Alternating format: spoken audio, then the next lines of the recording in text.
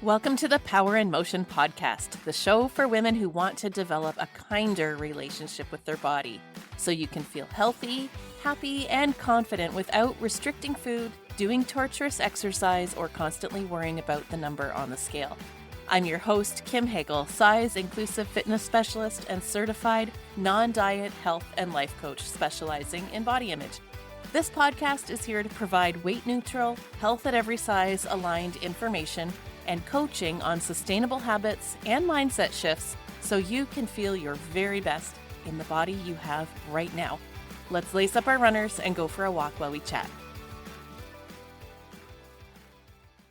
Hey friends, and welcome back. On today's episode, we're kicking off our series, Breaking Down the 10 Principles of Joyful Movement. You can find all 10 on my website at the link in the show notes. And for the next 10 episodes, we're going to be exploring them one principle at a time. This week, principle number 1, rejecting diet mentality. This topic is a big one. Leave it to me to go right to the jugular on episode 3 of my podcast. But in all seriousness, this is kind of everything, in my opinion. This principle is the backbone to my whole mission of helping women break free from diet culture and experience joyful movement, peace with food, and confidence in the body they have. Now, I might throw out some concepts today that are new for you, might challenge your thinking, and might even trigger some emotions. I'm going to suggest that you download this episode and listen to it a couple of times, percolate on it, and just keep an open mind towards any ideas that might be new for you. Also, I want to start this episode by acknowledging my thin privilege. And by that I mean that while my body might not look like the stereotypical personal trainers, I do live in a straight size body. Thin privilege usually refers to people up to about size 14 in women's sizes. For instance, we're able to shop at any store, and the world is accessible and accepting to us from a size perspective. I admit that I do not have the lived experience of being in a large body, so my perspective is shaped by my own lived experience.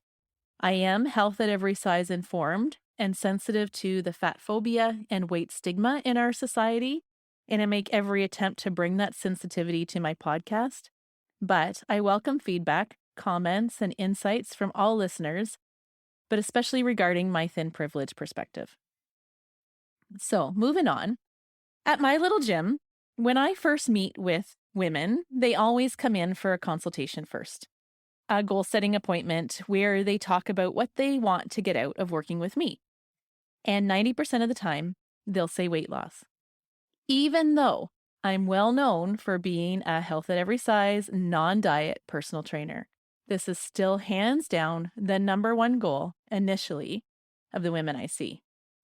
And that's totally expected because 91% of women are unhappy with their body, and at any given time, 50% are actively trying to change it. These are well-researched stats. The links are in the show note if you're someone who likes to read research. And it doesn't matter what size or shape we are either. Whether you are fat or thin, women's dissatisfaction with their bodies is universal. I see it firsthand in the women who come to work with me. Even the ones who are thin are in great shape, they've been working out forever, they still talk about what they don't like or want to change about their body. Which is an important point to sit with because there's this societal belief that thin is better and we should all be striving for it, and that we'll feel better and be happier and be healthier when we get there. But if that were true, don't you think that statistic would be lower? Like, of all the people who have lost weight or are naturally thin out there, how is it that 91% of women are still unhappy with their body? When women come to me with weight loss goals and they talk about losing weight in the past, they'll often say, "But I did feel better when I was thinner. I was happier." And I always challenge that and say, "Were you really? Like really, really? And if so, then why are you not still there?" I know even for myself. I shared with you in episode 1 that when I lost lots of weight at the start of my career, I did feel better in lots of ways. But the obsession over maintaining my body was not fun. I was not happier. If thinness equated to happiness, then everyone who is thin should be happy with their body. And we know that's simply not true. And still, there's this belief that there's one ideal shape that we all should be striving for. This mentality that thin equals healthy, and that if you're not thin, then you should at least be trying to be. And there's also this fear of gaining weight and this shame and stigma around fatness. That's all diet culture. I'm not sure if diet culture is a new term to you. It was new to me up until about a year ago. I had no idea what it was, but it influenced my entire life up until that point. Diet culture is a system of beliefs that worships thinness and equates it to health and moral virtue, which means you can spend your whole life thinking you're irreparably broken just because you don't look like the impossibly thin ideal. The origin of diet culture is strongly rooted in patriarchy and racism. We're not going to get into that today, but you better believe that we will in the future. Now, it's kind of interesting because most of the women I meet and work with don't identify as dieters. I didn't either for most of my wellness career. Dieting is kind of considered a bad word these days. Everybody knows that dieting doesn't work, so now we call it a lifestyle change or a program. But let's just be clear. If you are restricting or avoiding food groups, or measuring portions, or exchanging exercise calories for food calories in any way, or using exercise as a way to change your body size, it's dieting. Any attempt to control our body size through restrictive behavior is dieting. So, when I say that the first principle to embracing joyful movement is to reject the diet mindset, this is what I'm talking about. I'm saying to reject the concept that exercise is a way to earn food or make up for eating, quote, bad foods. To reject using exercise as a way to change or control the size and shape of your body. To reject participating in challenges, programs, or workouts that feel like torture because you think you have to be chasing the thin ideal, even if every fiber of your being detests the journey. So right now you're either relieved and thinking, finally, this is exactly what I've been looking for my whole life. Or more likely you're going like, what the hell? I have no idea what to do with this right now. And it's cool. I got you. I totally understand the confusion because I've been there. So just stay with me here for a minute while I unpack some facts as to exactly how diet culture and chasing thinness through exercise actually sets us back even more. First up, you need to know that dieting doesn't work. And actually, let me just rephrase that. Attempting to lose weight through any sort of restrictive eating plan or exercise regime doesn't work in the long term. Yes, people lose weight all the time, but it is a hard, cold fact that 95% of weight loss attempts fail within 1 to 5 years. 95% of people will put the weight back on, and then some, within that length of time. Think about yourself or anyone you know in your life who has lost weight. I'm going to venture a guess that the vast majority have not kept the weight off. It happened to me too. And guys, this is not because you failed at the program or didn't have enough willpower or gave up or whatever. It's simply because we all have a set point and the body cannot live in a restricted state forever. The fact is, it isn't the person who failed at losing weight. It's the diet itself that failed. And here's another one. Every time we lose and gain weight back, we put our health at risk. Ironic because the main reason we cite for wanting to lose weight is to be healthy. Not only does weight cycling screw with our metabolic system, making it harder and harder to maintain our weight or lose it the next time, but we're actually putting ourselves at risk for the exact conditions we're trying to prevent. Heart disease, diabetes, muscle loss, fatty liver, these are all results of weight cycling.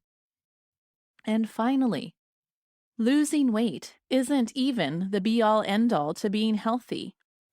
It's a widely held myth, even amongst the medical community, that having a high BMI causes chronic health conditions.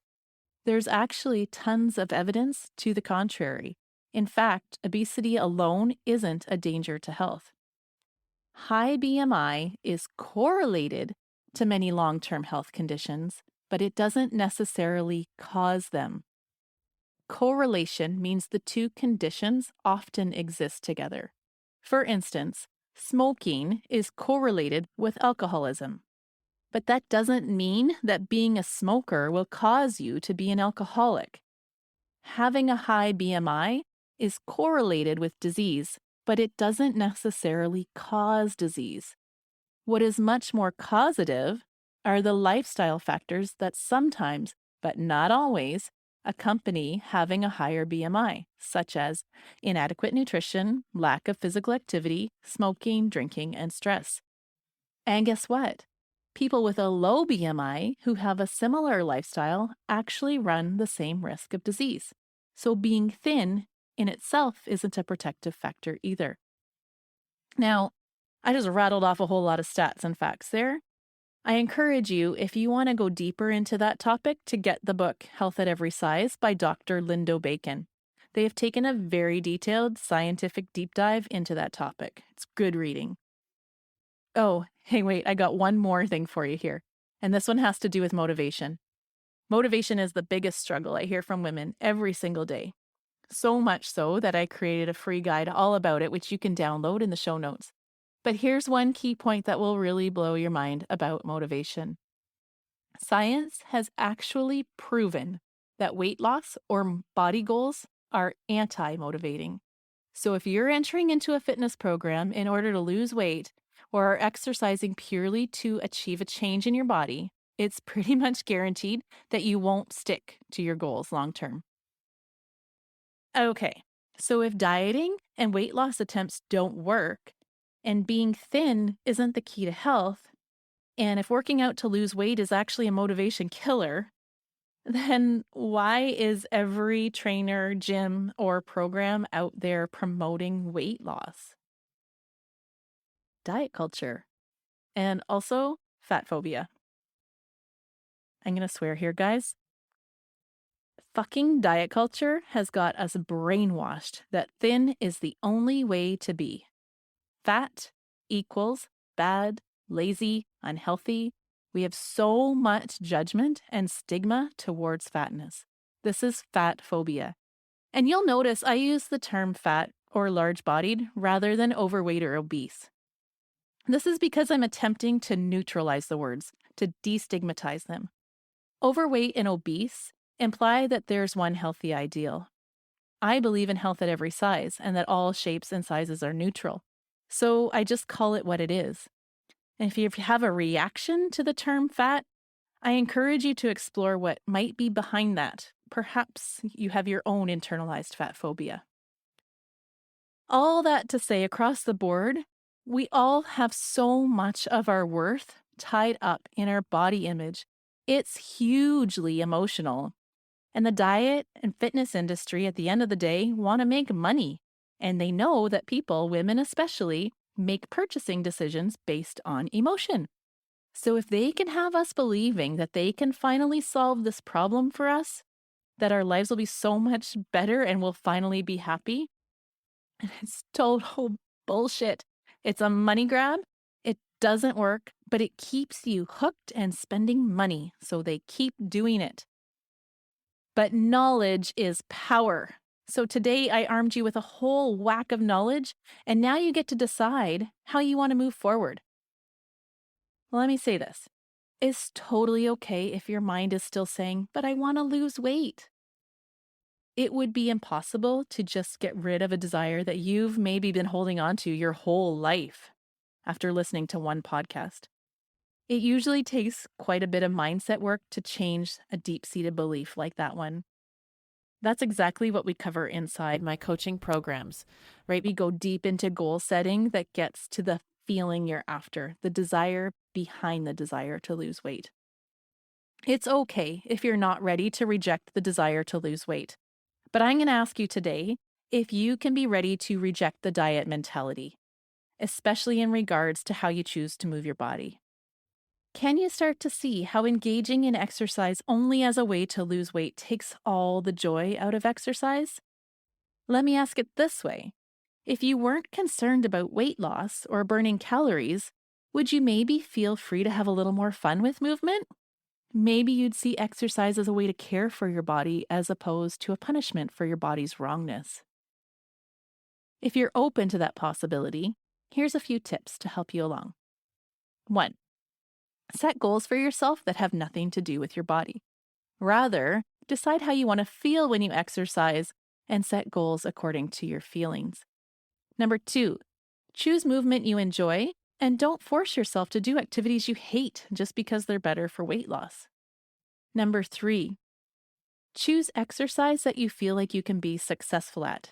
Not to say don't ever push yourself or try something new, but feeling like you're good at something is a motivating force, so do more of that. 4. Find a supportive community of friends to move with and encourage each other along. Support each other by celebrating your wins and maybe some healthy competition, but decide together to commit to movement that feels good. Over the coming weeks, we're going to explore the other 9 principles of joyful movement, which will really help solidify this first principle for you. All the other principles are grounded in rejecting the diet mentality. So don't worry if you don't get this all today. Stick with me and you'll get lots more practical tools to help you along your way. New episodes are released every Monday morning, so you can listen on your early morning walk or drive to work. Be sure to subscribe so you don't miss an episode. Until next week, friends, thank you so much for being part of this community. Remember that you can find me on Instagram and Facebook at Radiant Vitality Wellness, and you can learn more about how to work with me on my website, radiantvitality.ca. Be well, my friends, and here's to your radiant vitality. Thanks for tuning into the Power in Motion podcast today. If you love what you're learning here, then I invite you to take the next step of embodying these concepts into your own life so that you can live your healthiest, happiest life and never again feel held back by your body. Coaching is the fastest, most efficient pathway to taking what you know in your head to actually applying it and seeing results. Whether you're looking to make changes around movement, food, body image, or all three, I'm here to help you nurture a kind, respectful, and trusting relationship with your body so you can feel your very best. Click the link in the show notes to book a free consultation, and together we'll uncover what's getting in the way of you having the results you want. You'll leave this call knowing exactly what you need to work on, and together we'll explore whether one of my coaching offers is a good fit for you. I can't wait to meet you.